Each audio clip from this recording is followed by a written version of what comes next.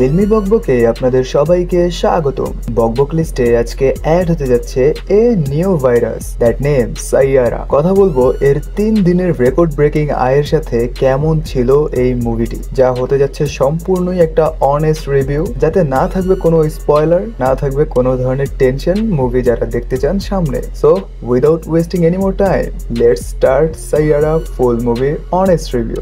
বর্তমানে এত পরিমাণে এই মুভিটির ক্লিপ সোশ্যাল মিডিয়া হ্যান্ডেলগুলোতে ঘুরে বেড়াচ্ছে যে আমার মনে হলো ঠিক আছে ভাই, স্পয়লার খাওয়ার তো ভালো দেখিয়ে নি মুভিটি কেমন, আর সত্যি কি যেমনটা দেখছি তেমন কিছু করতে পারলো কিনা। ভাই হলের রিয়াকশন গুলো দেখে আমি পুরোই হতবাক, সত্যি কেউ করছে সেলিব্রেট, আবার কেউ কেঁদে রেধে শেষ, মানে কি আর বলবো। যাই হোক, আর আমিও মুভিটি দেখে নিলাম। এখন কেউ লিঙ্ক খুঁজেন না প্লিজ। মুভি দেখার সময় ফার্স্ট ইমপ্রেশন আমার এমন লাগছিল যে ওকে ঠিক আছে, আচ্ছা আচ্ছা, বাট স্টোরি যখন বিল্ড হচ্ছিল, অর্থাৎ ফার্স্ট হাফের কথা বলছি, লাগছিল মানে ভাই সামনে কি হবে, আরে কি ঘটতে যাচ্ছে, আছে না যে অটোমেটিকলি নিজের মধ্যে সামনে কি হবে তা জানার আগ্রহ জন্মায়, ঠিক তেমনই নিজের মধ্যে একটা এক্সাইটমেন্ট কাজ করছিল। সত্যি বলি, নো ডাউট এইটা একটা ব্লকবাস্টার। হোয়াট এ স্টোরি, মানে মহীশূরী জাস্ট ওয়াও। আই নো আপনাদের স্টোরি নিয়ে একটু কৌতূহল আছে, যারা এখনো মুভিটি দেখেননি তাদের জন্য বলি প্রবলেম নাই, স্পয়লার পাবেন না, জাস্ট এতটুকু শুনুন। তা হলো এইখানে যে ফিমেল লিড, সে হচ্ছে একজন রাইটার, যে কিনা তার লাইফটাকে যাকে নিয়ে চিন্তা করেছিল, অর্থাৎ যাকে বিয়ে করার প্ল্যানিং চলছিল তার সাথে, ওই ছেলে তার সাথে চিট করে, অর্থাৎ তাকে বিয়ে করে না। আর মেয়েটা ছেলেটাকে এতটাই ভালোবাসে যে তার ছেড়ে দেওয়ার পর সে সম্পূর্ণ ভেঙে পড়ে। এর মধ্যেই আহান পান্ডে অর্থাৎ দ্য লিড ক্যারেক্টারের ইন্ট্রোডিউস হয়, যে কিনা নিজের ফেম অর্জন করতে বিজি। এখন এই দুইজন মানুষের দেখা হওয়া, ভালোবাসা, যে ছেলের কাছে কিনা তার কেরিয়ারই ছিল সবার আগে, সে কিভাবে ভালোবাসার জন্য সবকিছু ছেড়ে দেয়, অর্থাৎ বলতে গেলে ভালোবাসা তার কাছে এমন একটা জায়গা যার কাছে সবকিছুই তুচ্ছ। তার স্বপ্ন, তার কেরিয়ারের এত বছরের কষ্ট, সবকিছু তার কাছে একদমই তুচ্ছ। এখন প্রশ্ন হলো কিভাবে হয় তাদের মধ্যে ভালোবাসা, এবং কিভাবে ভালোবাসাকে আগলে রাখতে হয় তা এই মুভি দেখলে আপনারা ফিল করতে পারবেন। আর গানগুলোর টাইমিং জাস্ট এতটুকু বলবো যে স্ক্রিনে যতবার গানগুলো শুনছিলাম আমার মনে হচ্ছিল আমি নিজেই সেখানে নিজেকে ফিল করতে পারছি।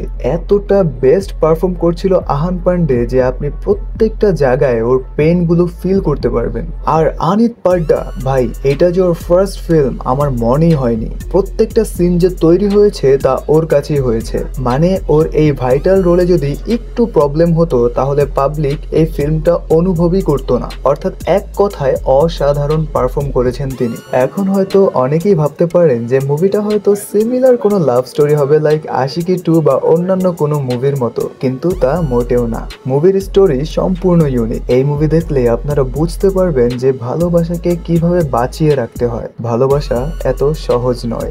আর এন্ডিং এ ফার্স্ট টাইম মহীশূরের কোনো ফিল্মের হ্যাপি এন্ডিং দেখে খুব ভালো লাগলো। তাছাড়া ফিল্মের editing, BGM and perfect combination of song পুরো মুভিতে আপনাদের এমন ভাবে হুক করে রাখবে যে মুভির রেশ কাটিয়ে উঠতে আপনাদের বেশ সময় লাগবে। আর হলে পাবলিকদের রিয়াকশন দেখে ফেক মনে হওয়ার কোনো কারণ নেই। সত্যি বেস্ট স্টোরি নিয়ে সাইয়ারা তৈরি, এতটুকু আমি বলতে পারি। আর এই মুভিটি নিয়ে তারকারাও কিন্তু বেশ ভালোই প্রশংসা করছে, লাইক মাহেশ বাবু, আলিয়া ভাট, আনানিয়া পান্ডে। যারা এই মুভিটি দেখেছে সবার প্রশংসায় ভাসছে, আর পাবলিক কাছে ওইটা অনেকেই ট্রল করছে। কিন্তু মুভি দেখে আনানিয়া, আনিত সবাই যে ইমোশনাল হয়ে হল থেকে বের হচ্ছে, এটাকে আপনারা কি বলবেন? সত্যি বলতে এটা একটা masterpiece movie, and my personal rating for this movie is 9 out of 10। By the way, এই মুভির কপির ব্যাপারে একটা কথা শোনা যাচ্ছে, যা হলো একটি Korean film a moment to remember. এই মুভির হিরোইনেরও সাইয়ারার হিরোইনের মতো আলজাইমার্স এর রোগ হয়। এখন